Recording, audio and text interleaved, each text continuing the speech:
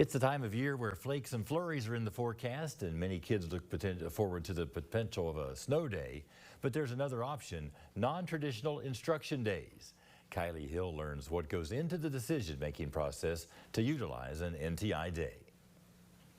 Adapting to changes is part of everyday life, even in school. The more and more that we move through time and changes and social changes, I've got to be able to adapt myself to fit what others deem as appropriate and necessary. One of the biggest changes we've seen in the education system is non-traditional instruction days, or NTI days. Anything outside of the classroom and face-to-face instruction in any creative way that you could find to fit that model.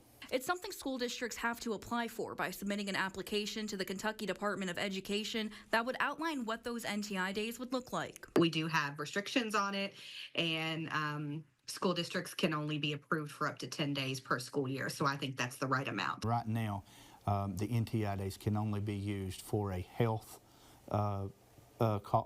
concern, maybe flu or a COVID, but weather, of course, too. But like everything, there are pros and cons. I think when it comes to safety of our students, when there's a weather event, I think it's the best possible opportunity so that our kids can still have some form of instruction, and for our staff as well, so they can be safe as well. The equity piece is pretty important to me because we've got to work to make sure that any system that we use, whether it be traditional instruction or non-traditional instruction, takes into account every child and doesn't put anybody at a disadvantage. Both see the benefits, but also agree it's not a perfect system. When I think about gifted students or students that have special needs, they get those services in school, and it's very hard right now to provide some of those services, a physical therapy or an occupational therapy service. We're working towards it. It's at the forefront of what we're planning on. But communicating what the expectations are for that day,